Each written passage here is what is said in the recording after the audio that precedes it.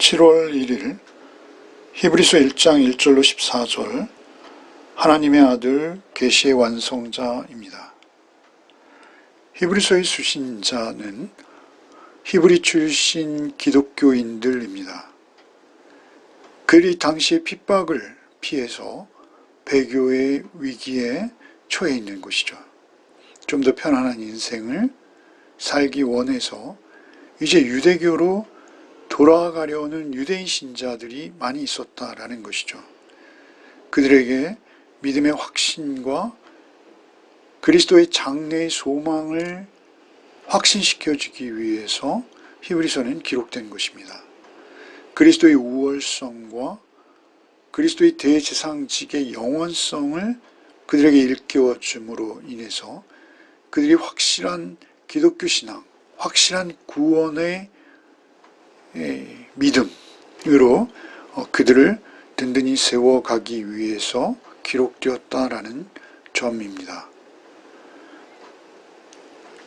이제 1장부터 읽으면서 함께 나누시겠습니다. 옛적의 선지자들을 통하여 여러 부분과 여러 모양으로 우리 조상들에게 말씀하신 하나님이 이 모든 날 마지막에는 아들을 통하여 우리에게 말씀하셨으니 이 아들을 만유의 상속자로 세우시고 또 그로 말미암아 모든 세계를 지으셨느니라. 이는 하나님의 영광의 광채시요 그 본체의 형상이시라. 그의 능력의 말씀으로 만물을 붙드시며 죄를 정결하게 하는 일을 하시고 높은 곳에 계신 지극히 크신 이의 우편에 앉으셨느니라. 이 1절로 3절은 히브리서 전체의 서론에 해당한다 할 수 있습니다. 하나님께서 옛적, 그것은 때죠. 그 옛적의 선지자를 통해서 여러 부분과 여러 모양으로 조상들에게 말씀해 오셨다라는 것이죠. 그러나 이제는 그 옛적이 아니라 종말의 때, 이 모든 날 마지막에, 이것은 종말의 때를 말하는 것이죠. 예수 그리스도께서 초림하시고 그리고 재림하시는 그 사이를 종말이라고 하죠. 이 모든 마지막 날에 이제는 선지자가 아니라 아들을 통하여 이제는 옛 조상들에게 말씀하신 것이 아니라 우리에게 직접 말씀하셨다라는 것이죠. 가장 중요한 것은 하나님께서 말씀하셨다라는 것입니다. 하나님의 말씀이라는 것이죠. 모든 성경이 하나님의 말씀이심에도 불구하고 특별히 하나님이 말씀하셨는데 그 아들을 통해서 말씀하셨다라는 것이죠. 그런데 그 말씀의 권위는 어디에 있느냐? 말씀하셨으니, 아들을 통하여 우리에게 말씀하셨으니 이 아들을 만유의 상속자로 세우시고 그로 말미암아 모든 세계를 지으셨느니라. 그러니까 아들이 상속자이시기에 하나님의 모든 권한을 아들이 소유하신 것이죠. 아들이 상속받은 것이죠. 기업으로 물려받은 것이죠. 그래서 아들이 말씀하시는 모든 말씀은 하나님의 권위로 되어진 말씀들이죠. 과거에 옛적의 선지자를 통하여 여러 부분과 여러 모양으로 우리 조상들에게 말씀하셨다 하시죠. 여러 부분이라는 것은 여러 번이라는 것입니다. 수많은 장소에서 다른 모습으로 여러 번. 영어 성경에는 many times 이렇게 번역되었습니다. 한 부분씩 단편적으로 말할 수밖에 없었다라는 것이죠. 구약시대의 계시들, 사람들이 필요로 하고 받아들일 수 있을 때마다 조금씩 부분적으로 주어졌다는 것입니다. 한 번에 모든 것을 쏟아 부어주지 않으셨다는 것이죠. 그렇게 할 때 우리의 제한성 때문에, 인간의 제한성 때문에 그것을 받아들이거나 이해할 수 없다는 것이죠. 그래서 선지자들이 하나님의 감동으로 구약 성경을 집필했지만 수천 년의 시간을 지나면서 여러 부분에서 여러 번 이야기했다는 것입니다. 또 여러 모양으로 이야기되었다는 것이죠. 여러 모양은 무엇이죠? 그들에게 간접적인 방법, 꿈이나 환상이나 음성, 또 내적인 감동, 또 천사들, 또는 역사적인 어떠한 사건, 사실들을 통해서 다양한 방법으로 선지자들을 통해서 계시하시는 것이죠. 그래서 이 여러 부분은 many times라면 여러 모양은 in various ways, 다양한 방법, 아주 참으로 다양한 방법들을 하나님께서 사용하셨다라는 것이죠.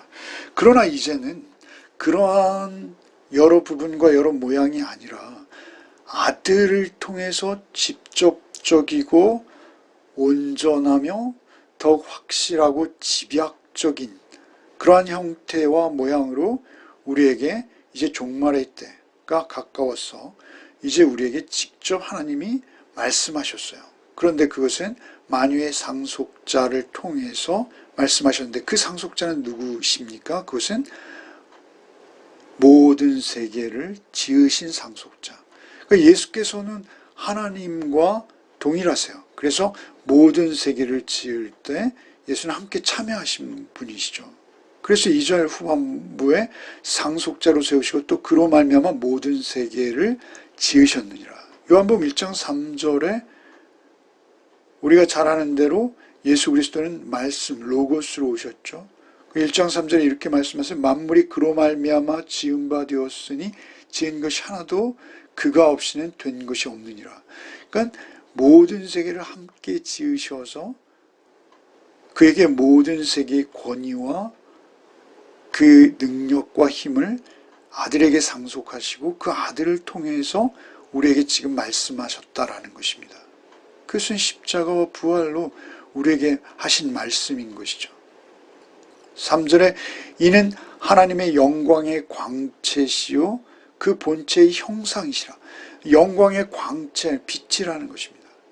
하나님의 영광의 광채. 여러분 사실 선지자들이나 다른 어떤 수단들은 그 빛을 반사하는 반사체이죠. 그러나 예수 그리스도께서는 그 영광 자체이십니다. 그래서 3절에 이는 하나님의 영광의 광채시오. 그러니까 하나님과 동일하신 삼위일체이시죠.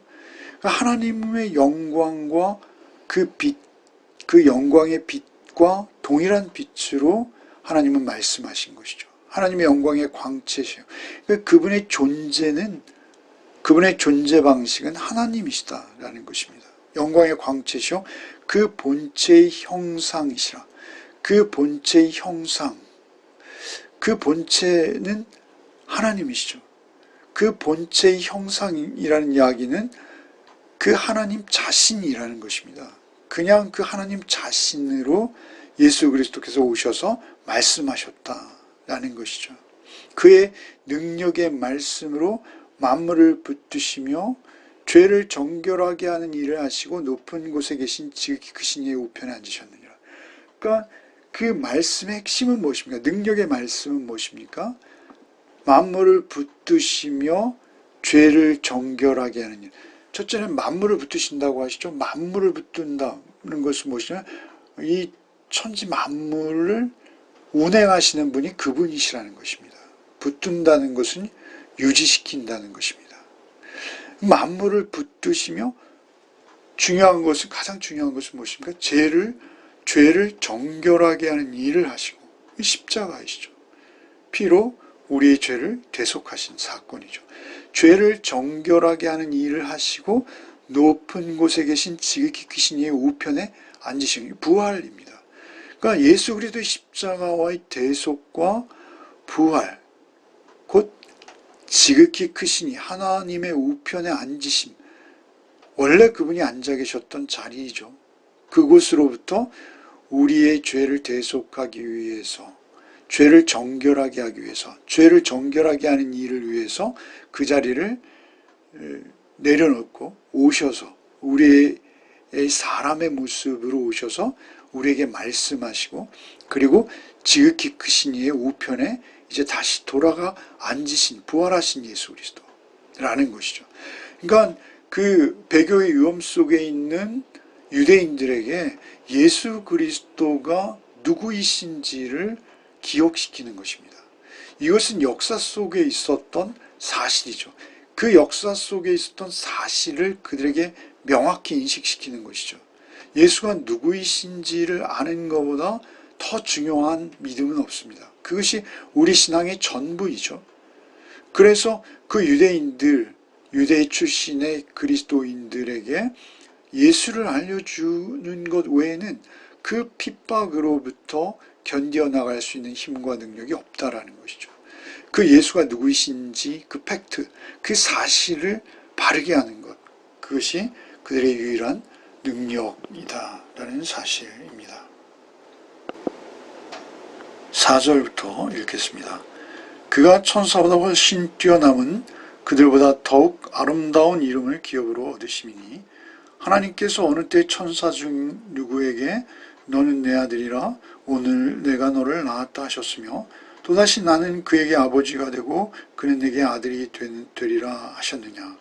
또 그가 맏아들을 이끌어 세상에 다시 들어오게 하실 때 하나님의 모든 천사들은 그에게 경배할지어다 말씀하시며. 이제 여기서부터는 7개의 구약의 인용구들을 통해서 예수 그리스도를 천사와 비교하고 있습니다. 사실 우리가 현대 그리스도인들이 예수 그리스도와 천사를 비교하는 것은 좀 생소합니다. 굳이 그럴 필요가 뭐가 있을까라고 여길 수 있습니다. 그렇지만 당시에 그 개종한 유대교에서 개종한 그리스도인들에게 천사는 대단한 존재였습니다. 유대교로 회개하려는 유혹에 직면한 그들에게 이 주제는 생소하지 않습니다. 작은 문제가 아닙니다. 사소하지 않습니다. 하나님의 최종 계시자가 과연 누구인가가 그들에게는 너무나 중요한 문제이죠. 그들은 천사가 하나님과 인간 사이의 중재자로서 율법을 수요한 존재라고 여겼습니다. 그래서 그 천사와 예수 그리스도를 비교하는 것은 그들에게 굉장히 중요한 문제였습니다. 오히려 성도의 구원을 위해서 스스로 낮아진 예수 그리스도를 천사와 비교함으로 인해서 그들은 그리스도가 절대 왕이시요 하나님의 아들이심을 알므로 인해서 그들이 이제 배교가 얼마나 큰 하나님을 향한 부인인지 부정인지를 깨닫게 되는 것이죠. 그것을 위해서 이제 히브리서 기자는 천사와 예수 그리스도를 비교하고 있는 것이죠. 먼저 5절에 보면 4절에는 천사보다 훨씬 뛰어나고 그들보다 더욱 아름다운 이름을 기업으로 얻었다. 이렇게 말씀하시죠. 아름다운 이름, 예수, 그리스도, 다 예수님의 이름이죠. 그러나 가장 아름다운 이름 예수, 그것은 무엇입니까? 우리를 죄로부터 구원할 자라는 이름을 얻으신 분이신데, 하나님께서 어느 때 천사 중에 누구에게 너는 내 아들이라 오늘 내가 너를 낳았다 라고 했느냐라는 것이죠. 이러한 표현은 하나님께서 오직 예수 그리스도에게만 하셨다라는 것이죠. 이것은 너는 내 아들이라 오늘 내가 너를 낳았다라는 시편 2편 7절 말씀이죠. 하셨으면 또다시 나는 그에게 아버지가 되고 그는 내게 아들이 되리라 하셨느냐. 예수께 천사에게 너는 내 아들이야 라고 말씀하신 적이 없다라는 것이죠. 이것은 사무엘하 7장 14절 말씀의 인용인데요. 1차적으로 그 본문의 문맥에서는 솔로몬이지만 이것은 메시아를 일컫는 예언적 기능을 하는 그러한 본문이죠. 그래서 하나님께서 특별히 예수 그리스도를 향해서 메시아, 구원자로서 너는 내 아들이라고 말씀하신 것을 생각해 보아라. 그것이 천사들에게는 가당키나 한 말이냐라고 말씀하시는 것이죠. 6절에 또 그가 맏아들을 이끌어 세상에 다시 돌아오게 하실 때 하나님의 모든 천사들은 그에게 경배할지어다. 이것은 시편 97편 7절입니다. 맏아들을 이끌어 세상에 다시 들어오게 하실 때, 그러니까 재림하실 때, 종말의 심판 때 하나님의 모든 천사들은 그에게 경배한다. 시편 97편 7절인데요. 경배한다는 건 예배한다는 것입니다. 천사들은 그리스도, 예수와 비교할 때 천사들은 그리스도를 경배하는 신분이라는 것입니다. 천사들은 그리스도께 예배하는 예배자이고요. 예수께서는 그 예배를 받으시는 분이라는 것을 기억시켜 주는 것이죠. 이제 7절부터 읽겠습니다. 또 천사들에 관하여는 그는 그의 천사들을 바람으로 그의 사역자들을 불꽃으로 삼으시느니라 하셨으되 아들에 관하여는 하나님이여 주의 보좌는 영영하며 주의 나라의 균은 공평한 균이이다. 주께서 의를 사랑하시고 불법을 미워하셨으니 그러므로 하나님 곧 주의 하나님이 즐거움의 기름을 주께 부어 주의 동료들보다 뛰어나게 하셨도다 하였고. 이제 천사들에 관해서는 성경이 뭐라고 말씀하셨냐라는 것이죠. 그는 천사들을 바람으로 그의 사역자들을 불꽃으로 삼으셨다. 이 시편 104편 4절인데요. 천사들은 바람 또는 불꽃, 그 사역자들을 불꽃, 그의 사역자들을 불꽃, 바람, 불꽃, 이것은 다 하나님의 일을 위한 도구들을 말하는 것입니다. 도구로 삼으셨어요. 천사들은 도구일 뿐이라는 것이죠. 불꽃으로 삼으셨느니라. 삼다라는 이 히브리어 포용은 문자적으로 만들다라는 것입니다. 그러니까 그 천사들은 피조성을 가지는 피조된 존재라는 것이죠. 그래서 도구로 사용되어진다. 바람으로 불꽃으로 사용되어진다. 8절의 아들에 관하여는 그러나 그에 비해서 아들 예수는 천사와 비교할 때 어떤 존재이냐? 그것은 8절에 하나님이여 주의 보좌는 영영하며 주의 나라의 균은 공평한 균이다. 주께서 의를 사랑하시고 불법을 미워하셨으니 그러므로 하나님 곧 주의 하나님이 즐거움의 기름을 주께 부어 주의 동료들보다 뛰어나게 하셨도다. 이것은 시편 45편 6절 이하를 인용하는 것이죠. 하나님의 주의 보좌 메시아 곧 하나님의 아들 예수 그리스도의 보좌, 주의 보좌는 영영하며 주의 나라의 규는 공평한 규. 규라는 것은 왕들의 지휘봉, 막대기죠. 지휘봉입니다. 그 지휘봉은 공평하다라는 것이죠. 어떻게요? 의를 사랑하시고 불법을 미워하시는 기준 아래에서. 그러므로 하나님 곧 주의 하나님이 즐거움의 기름을 주께 부어서 동료들보다 뛰어나. 동료라는 것은 천사들이죠. 천사들보다 뛰어나게 하셨도다. 천사들과 비교할 수 없다는 것이죠. 사실은 뛰어나게 보다, 영어 성경에 better라는 이런 표현으로 많이 등장하는데요. 보다 뛰어난 정도가 아니죠. 비교의 대상이 아닌 것입니다. 왕의 보좌에 앉은 영원한 왕, 영영한 주의 나라에 공평한 규를 드신 지휘자, 통치자이신 분과 그분의 도구에 불과할 뿐만 아니라 그분을 경배하고 예배하는 자는 비교의 대상이 아닌 것입니다. 10절 이하를 읽겠습니다. 또 주여 태초에 주께서 땅에 기초를 두셨으며 하늘도 주의 손으로 지으신 바라.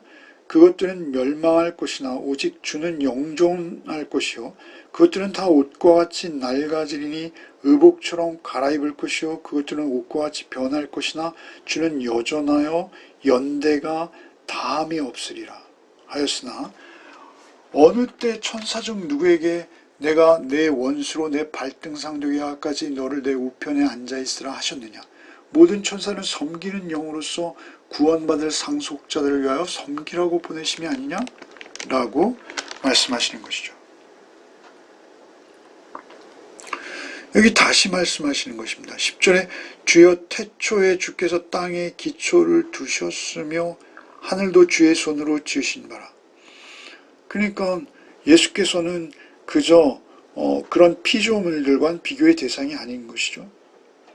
만물을 지으신 분이 그분이시라는 것이죠. 하나님의 창조사역에 동참하셨다라는 것이죠.